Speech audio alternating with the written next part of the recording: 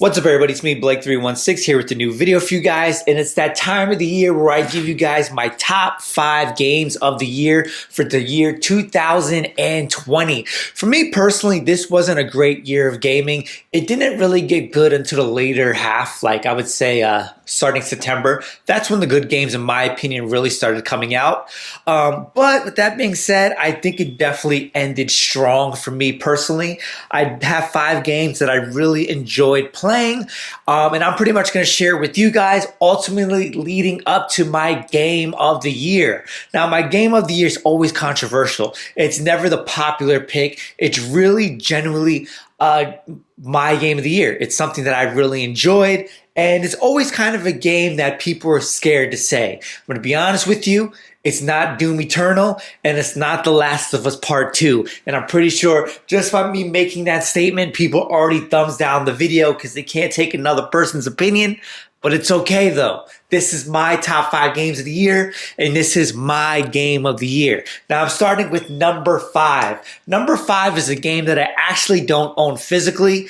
And I made a video in the past saying how I wasn't gonna buy this game. It was a game that didn't interest me. I thought it was just another, here's a hint, Sony template game where it's just the same Sony games that I personally don't like. With that being said, my top 5, my 5th best game of 2020 is Ghost of Tsushima. Now, this is a game I did not buy. Actually, shout out, I don't know if he watches my videos or not, shout out to Blaze 4K. I won this game in a contest in his podcast. And like I said, I wasn't planning on buying this game, and I won it in the contest. I finally got around to playing it, and I absolutely love this game. This game, in my opinion, is currently my second favorite PlayStation 4 exclusive, right behind Horizon Zero Dawn. And yes, it's the typical Sony template. Yes, it has really nice grass. Yes, you can climb things. But with that being said, I absolutely am digging this game. I'll be honest, I didn't beat this game, but what I'm playing so far, I absolutely love it. The graphics are crazy. This is, in my opinion, one of the best games visually this generation. I love the combat. I love, being able to deflect and dodge and countering with your sword with the addition of the bow and arrow. I'm really enjoying this game to the point where there's stealth elements, right? I personally don't like stealth games. I don't have the patience for them. But with this game, I'm liking it. Overall, great combat, great visuals. It has a pretty decent story. The story's not really catching me. It's more or less the gameplay. I like the exploration of like kind of going your own path, following the wind. It doesn't tell you where to go. Really cool game element. I like this game a lot, and it definitely threw me off guard because I wasn't planning on playing this game. This is something I wasn't planning on buying, but hey, I'm playing it, and I'm absolutely loving it. Ghost of Tsushima, top 5, number 5 on my list. Now, number 4, this is where things get a little crazy because I'm pretty sure this game isn't on anyone's top 10, let alone their top 5. And it is another game that I got. I actually have it physical. All these other games I got physical. It is Crash Bandicoot 4. It's about time. I absolutely love the Crash Bandicoot series. I beat the Crash trilogy 1, 2, and 3. And when I heard there was a 4, I had to get it. I absolutely love this game. I love these games. I find it funny how people say Dark Souls or Souls game in general are hard games. Play a Crash game. Play Crash 4. I guarantee you this game is more challenging and more difficult than a Souls game. But I love these games. This game is one of those games where it's challenging, but it feels rewarding. You know what I'm saying? And with this game, there has some new additions. They have new characters, which in my opinion, they're okay. I like playing with Crash and Crash specifically. Crash does have like new Crash shoots where he stops time, or he controls gravity, or he can like jump farther distances, which are pretty cool. But overall, it's a great Crash game. As far as difficulty level, I would put it on par with the first one, maybe harder. I like how some of the boss battles incorporate other Activision games. Like there's a Guitar Hero themed battle with one of the final bosses, which was really cool. But I love these games. If you like challenging games, platforming games, I definitely recommend this game. You can get it for cheap, like $30.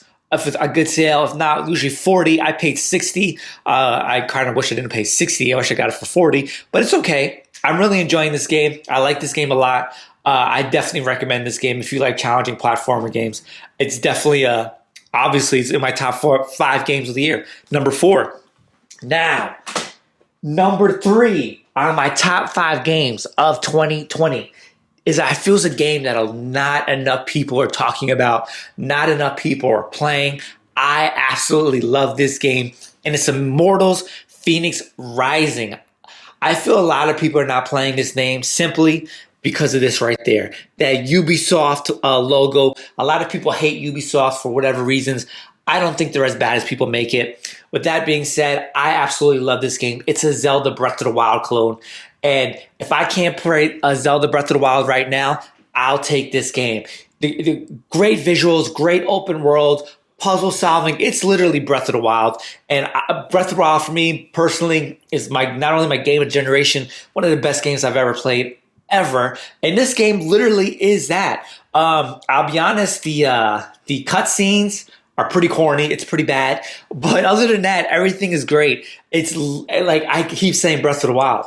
That's literally what it is. And then people are saying how, oh, well, Ubisoft is gonna milk this franchise now, and there's gonna be Immortals Phoenix Rising every year. I'll be honest with you. If I get a good Breath of the Wild clone every year until I get Breath of the Wild 2 officially, I ain't mad. But this game, it's about Greek mythology. You're going into your world. You're going puzzles. It has its own kind of shrines and everything. I can't emphasize on this game enough. If you like Zelda Breath of the Wild, you'll love this game. It'll definitely hold you down until Zelda Breath of the Wild 2. Ignore the Ubisoft thing. Like, it's a new franchise, and they did really well with it. And I feel a lot of people are not playing this game because it literally dropped within the same week span of Cyberpunk 2077. And yeah, this was definitely the better game that released in that time. I definitely recommend trying this out. This is number 3 on my list. Now, number 2 on my list is another game that kind of caught me by surprise. This was a complete blind playthrough. I never played the original, whether it was on the PlayStation, whether it was on the Dreamcast, whether it was on the GameCube. Gave you some hints of what it might be. And it is Resident Evil 3.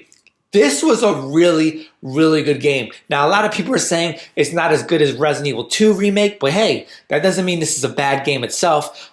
This was a complete blind playthrough for me, and I know a lot of people saying how it missed some things from the original.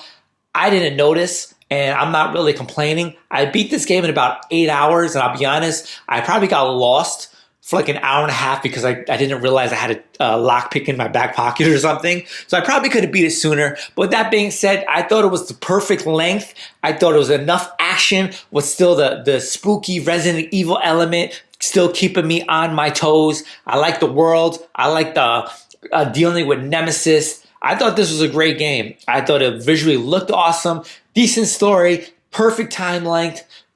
Awesome visuals. As you hear my cat in the background just acting up, but maybe she just doesn't agree, or maybe she does agree. She's like, tell him, Blake. But anyway, by the way, here's my cat. It's Bay. But anyway, I really like this game. This game almost was like contender for number 1 spot, but it is number 2 on my top 5 games of the year 2020. Now, I'm about to show you guys my number 1 game. It's my game of the year. It's not the best game I played, but it's by far the most fun I played. And I've had very controversial game of the years. I've had, 1 year I'd have Spider-Man, PlayStation 4 game of the year. But then the following year, I think I had Crackdown 3 game of the year. I had Zelda Breath of the Wild game of the year. And then I don't know, what did I have? Some other years, I probably picked something crazy.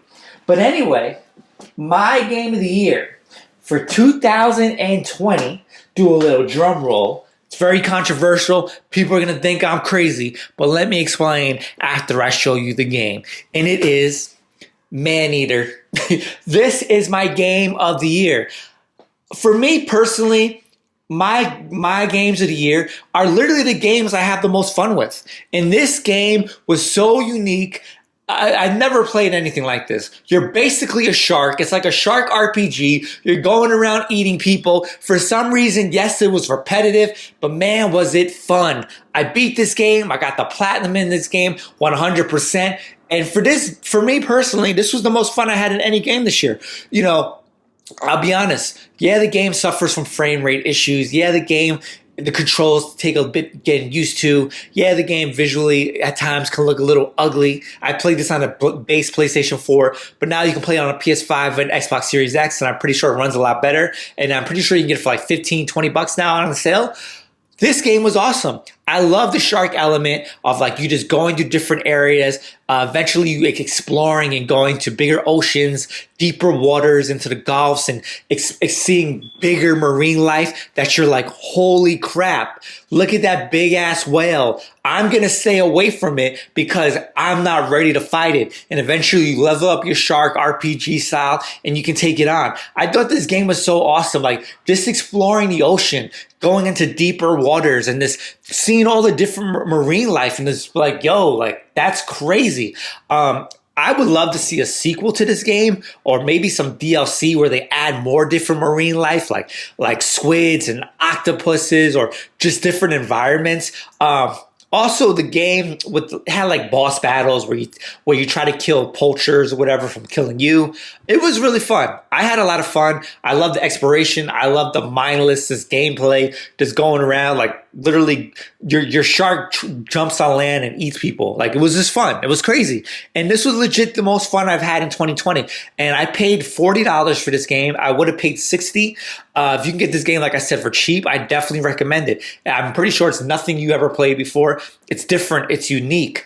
I really enjoyed this game, and this by far it wasn't the quote unquote best technical game, but it was the most fun I had, and that's why it's my 2020 game of the year. Congratulations to Tripwire, and who else made this game? Yeah, Tripwire. But congratulations to them. This was the most fun. I definitely recommend it. And I know people are going to be like, Blake, you're crazy. How's that better than Doom Eternal and The Last of Us Part 2? Hey, I had more fun playing this than Doom Eternal. I own Doom Eternal. But anyway, it's me, Blake, doing 6, giving my top 5, eventually my game of the year for the year 2020. Pretty decent year in gaming. But yeah, man, let me know what your games are of the year. I'm curious to know what your top 5 games of the year are. What is ultimately your game of the year? Share it with me. These are mine. If you like these type of videos, make sure to subscribe for future videos. Follow me on Facebook, Twitter, Instagram, all that good stuff. Got Discord going and stuff. Until next time.